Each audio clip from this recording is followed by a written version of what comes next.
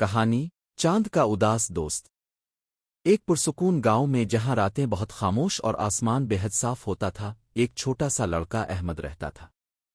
احمد کی عمر صرف 8 سال تھی، مگر اس کی آنکھوں میں ایک عجیب سی عادت رہتی تھی۔ وہ دوسرے بچوں کی طرح کھیلتا نہیں تھا، اسے شور شرابہ پسند نہ تھا۔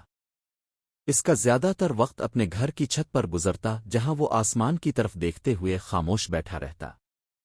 احمد کی امی اکثر کہتی تھیں، بیٹا باہر جا کر بچوں کے ساتھ کھیلو، تم ہمیشہ اکیلے کیوں رہتے ہو؟ احمد ہلکی سی مسکرا دیتا، کچھ جواب نہ دیتا۔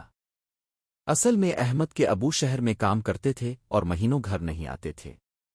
احمد کو اپنے ابو کی بہت یاد آتی تھی، مگر وہ اپنی اداسی کسی سے بیان نہیں کر پاتا تھا۔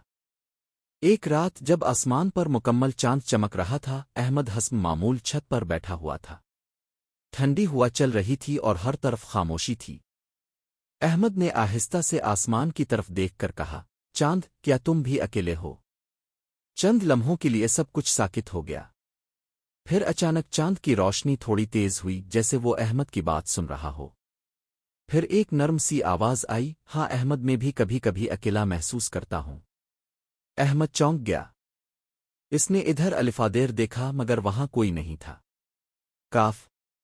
کون؟ احمد نے گھبرا کر پوچھا۔ میں ہوں چاند۔ احمد کی آنکھیں حیرت سے پھیل گئیں، کیا تم واقعی مجھ سے بات کر رہے ہو؟ چاند نے ہلکی سی روشنی کے ساتھ جواب دیا، ہاں، کیونکہ تم مجھے دل سے پکارتے ہو۔ اس رات کے بعد احمد اور چاند کے درمیان ایک خوبصورت دوستی شروع ہو گئی۔ ہر رات احمد چھت پر آتا اور چاند سے باتیں کرتا۔ وہ کہتا، مجھے اپنے ابو کی بہت یاد آتی ہے، وہ میرے ساتھ کیوں نہیں ہوتے؟ چاند نرمی سے جواب دیتا، تمہارے ابو تم سے بہت محبت کرتے ہیں، وہ تمہارے لیے محنت کر رہے ہیں۔ احمد آہستہ آہستہ اپنا دل ہلکا کرنے لگا۔ وہ اپنے خواب، اپنے ڈر اور اپنی تنہائی سب کچھ چاند کو بتاتا۔ چاند ہمیشہ اس کی باتیں سنتا اور اسے حوصلہ دیتا۔ ایک دن گاؤں میں تیز بارش ہوئی۔ آسمان پر بادل چھا گئے اور چاند نظر نہیں آ رہا تھا۔ احمد پریشان ہو گیا۔ وہ چھت پر بار بار جاتا، مگر چاند کہیں دکھائی نہیں دیتا تھا۔ وہ رونے لگا، چاند، تم کہاں ہو؟ مجھے تم سے بات کرنی ہے۔ اس رات احمد بہت اداس ہو گیا۔ اگلی رات جب بادل ہٹے تو چاند پہلے سے زیادہ روشن نظر آیا۔ احمد فوراً چھت پر دوڑا، تم کل کہاں تھے؟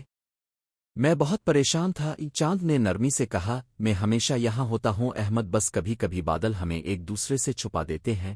پھر چاند نے ایک اہم بات کہی، زندگی میں بھی ایسا ہوتا ہے، کبھی کبھی ہمارے پیارے ہم سے دور ہو جاتے ہیں، مگر وہ ہمیں بھولتے نہیں۔ احمد خاموش ہو گیا۔ اس نے پہلی بار اس بات کو سمجھا۔ اس دن کے بعد احمد بدلنے لگا۔